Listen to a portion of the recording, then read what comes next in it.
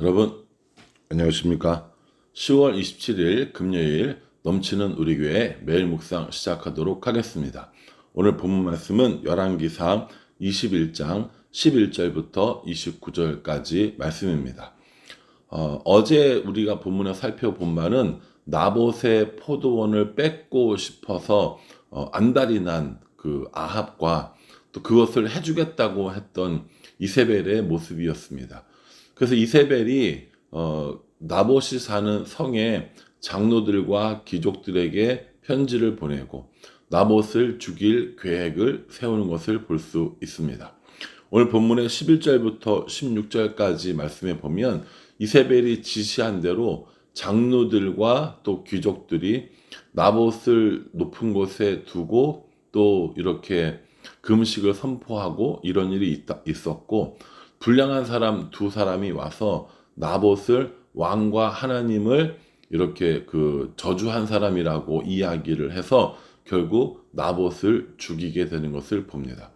나봇이 죽게 되었으니 이제 아합이 그 포도원을 차지하려고 그 포도원으로 내려갈 때 하나님의 말씀이 엘리야에게 임합니다. 그리고 그 엘리야로 하여금 이제 그 나봇의 포도원을 지킬 수 있도록 또 그 아합을 만날 수 있도록 그렇게 해 주시는 것을 볼 수 있습니다. 엘리야가 아합을 찾는다는 소리를 들었던 거죠. 그래서 아합도 엘리야를 만나게 되는 것을 볼 수 있습니다. 20절 말씀에 보면 이렇게 이야기합니다. 21장 20절이요. 아합이 엘리야에게 이르되 내 대적자여 내가 나를 찾았느냐라고 이렇게 이야기합니다. 아합이 엘리야를 뭐라고 부릅니까? 내 대적자여라고 부르죠. 아합에게 있어서 엘리야는 자신을 괴롭히는 사람일 수 있었습니다. 분명히 엘리야는 하나님의 말씀을 전했지만 아합은 그걸 하나님의 말씀으로 듣지 않고 나 자신을 괴롭히는 대적자로 받았다라는 것입니다.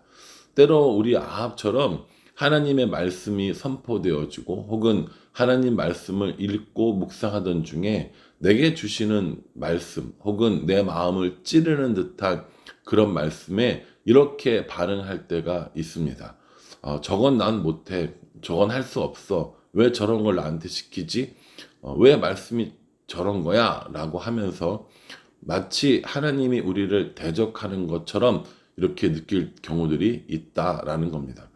아합은 엘리야를 향해서 대적자라고 부르는 것이 아니라 내 주여 혹은 선지자여 라고 하면서 그 말에 경청할 준비를 했었어야 합니다. 그런데 아합은 시작하기도 전에 내 대적자여 라고 부르면서 엘리야 당신이 무슨 말을 하든지 난 듣지 않겠어 라는 마음을 가지고 있었던 겁니다. 엘리야가 오늘 20절에 뭐라고 얘기합니까?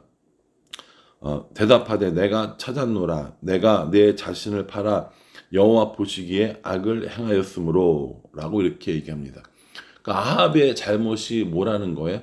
너 자신을 팔아서 여호와 보시기에 악을 행했다라고 이렇게 이야기합니다.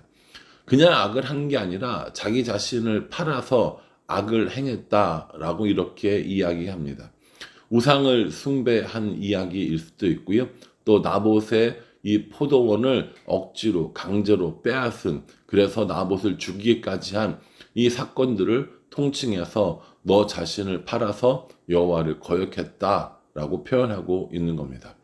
이렇게 아합이 자신을 팔아서 여호와를 거역하고 있기 때문에 이제 하나님께서 너와 너희 집에 재앙이 내릴 것이다 라는 것을 이야기해 주십니다. 어떤 재앙이 내리느냐? 일단 아합에게 속한 남자들은 다 죽게 될 것이다 라고 이야기하시고요. 또 21절에 보면 22절에도 보면 여로보암과 바하사의 지처럼 되게 하리라 라고 이렇게 이야기합니다. 그러니까 아합 가문에 속한 사람들이 다 죽게 된다는 겁니다. 그리고 여로보암 왕조가 망했고 바하사 왕조가 망했듯이 너의 왕조도 망하게 될 것이다 라고 이렇게 이야기하고 있습니다. 지금 이 아합은요 3번째 왕조잖아요. 오물이 다음에 시므리, 아합, 아하시야. 다시요. 여로보암, 나답, 바사엘라, 그리고 시므리, 그렇죠? 그다음에 오물이, 아합, 아하시야 이렇게 되거든요. 그러니까 첫 번째 왕조가 여로보암과 나답이었고 두 번째 왕조가 바하사와 엘라였고 시므리는 아무것도 아니고 오므리 왕조의 오므리, 아합, 아하시야 이렇게 되거든요. 그래서 여로보암 왕조의 시작이었던 여로보암이 망해서 왕조가 끊어졌고 또 바하사 왕조의 시작이었던 바하사도 왕조가 끊어졌고 그런 것처럼 너의 왕조, 오므리 왕조도 이제 끊어질 것이다 라는 것을 이야기해 주셨습니다. 그러니까 사실은 이게 얼마나 큰 재앙입니까? 집안이 다 멸하고 또 왕조가 끊어지고 이렇게 되는 거거든요. 그리고 이세벨에 대해서도 이야기를 합니다. 아합도 마찬가지지만 아합과 이세벨에게 공통적으로 개들이 피를 핥을 것이다 라고 이야기를 하거든요. 오늘날 우리가 생각하는 개가 아니라요. 이 이스라엘 그 들개들을 의미하는 겁니다. 돌보지 않기 때문에 주인 없이 방치된 그 개들이 먹을 것을 찾아서 돌아다니듯이 그렇게 이야기하는 거거든요. 그러니까 아합과 이세벨의 시체가 완전히 버려져서 들에 있는 개들이 그리고 새들이 먹게 될 것이다 라고 이야기를 하고 있는 것입니다. 그러니까 사실 얼마나 이게 비참한 종말입니까? 왕이고 왕비인데 그렇게 비참한 종말을 맞이하게 된 것이죠. 특별히 이 이세벨에 대해서는 그 엘리야가 한마디 더 하는 것을 볼 수 있습니다. 25절에 보면 이렇게 얘기합니다. 예로부터 아합과 같이 그 자신을 팔아 여호와 앞에서 악을 행한 자가 없음은 그를 그의 아내 이세벨이 충동하였습니다 라고 이렇게 이야기합니다. 아합이 이렇게 나쁘게 된 데는 이세벨의 충동이 있었다라는 것이죠. 이세벨은 어떤 잘못들을 했습니까? 먼저는 우상을 숭배하는 죄를 범했고요. 두 번째는 여호와의 선지자들을 죽이는 죄를 범했고요. 세 번째는 나봇을 죽여서 그 포도원을 강제로 빼앗은 겁니다. 뭐 사실 이것만 있겠습니까? 온갖 악한 짓을 다 했고 그 악한 짓을 혼자만 한 것이 아니라 아합을 시켜서 아합을 충동해서 그런 일을 했다라고 이야기합니다. 그래서 왕비로 고고하게 살았던 이 이세벨은 결국 이스라엘의 공터에서 죽게 되는 것을 보게 됩니다. 23절에 보면은 이세벨에게도 대하여 여호와께서 말씀하여 이르시되 개들이 이스라엘 성읍 곁에서 이세벨을 먹을지라 라고 이렇게 얘기합니다. 이스라엘 성읍 곁에는 그런 여러 가지 쓰레기들을 버리는 공터들이 있었고요. 거기서 개들이 그리고 새들이 먹을 것을 구하는 그런 장소였다고 합니다. 결국 이세벨과 아합이 이러한 최후를 맞을 것이라는 것을 알려주고 계시는 거죠. 이렇게 재앙이 선포되어지니까 27절에 아합이 어떻게 하는지 보십시오.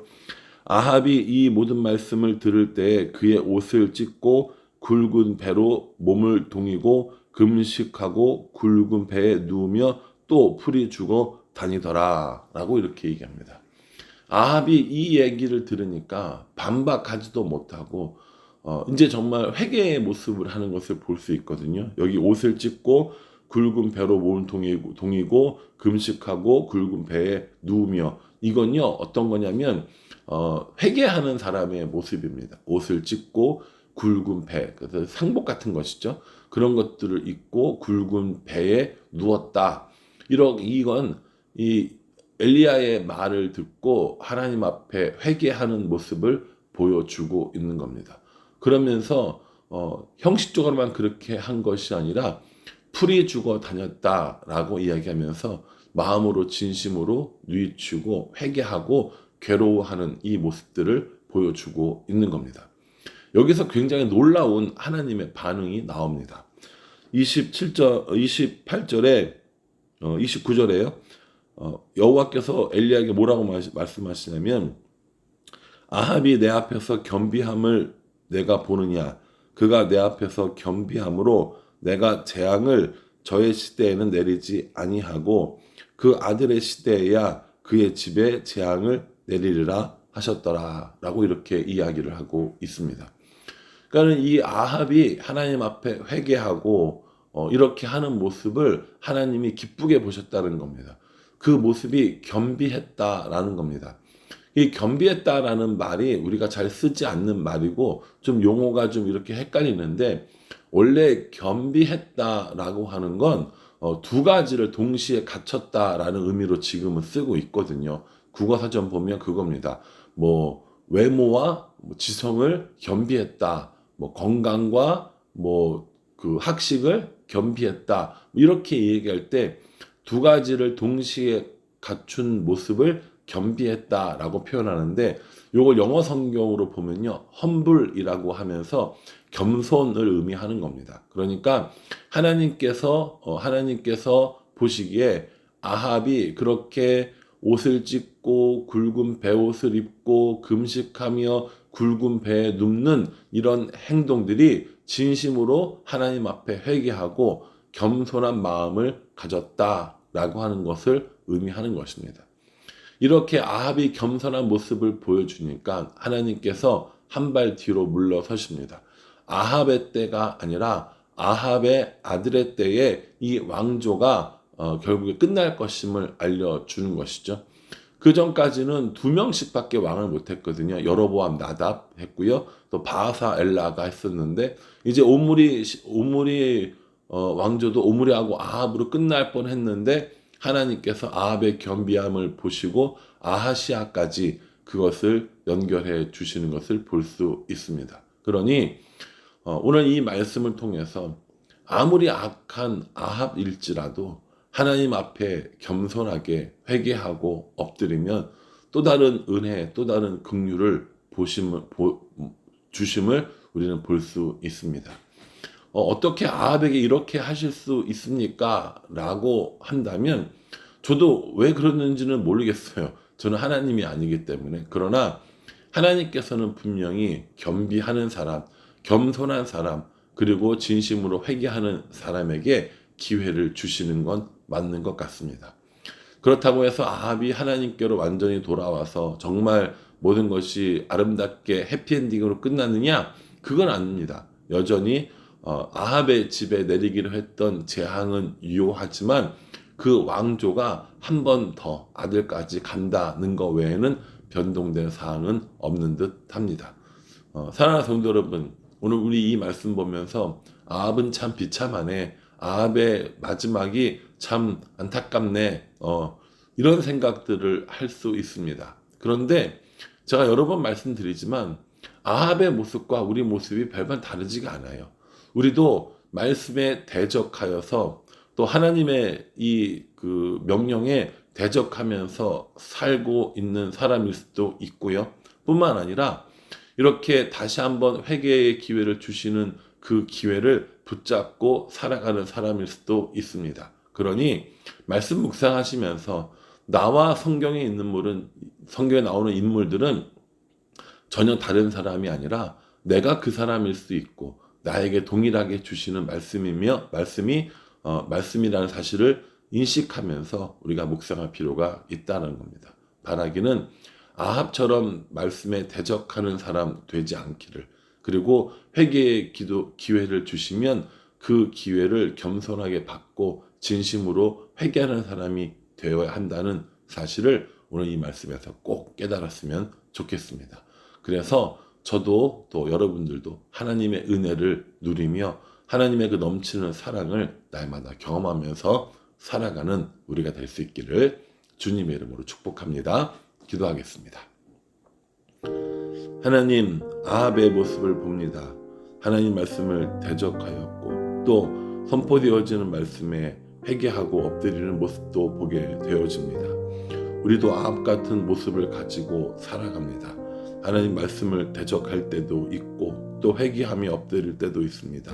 하나님, 우리 자신이 어떤 모습인지 말씀을 통해 바라보게 하여 주시고 아합처럼 하지 아니하며 하나님 말씀에 순종하는 자, 하나님의 사랑을 입고 살아가는 사람 될 수 있도록 우리 인도하여 주시옵소서. 예수님의 이름으로 기도합니다. 아멘. 예, 오늘 말씀에 순종하는 사람 되기 위해서 오늘 저녁 금요 기도회에 함께 꼭 또 참석해 주시기를 간절한 마음으로 부탁드리고 기도하겠습니다. 감사합니다.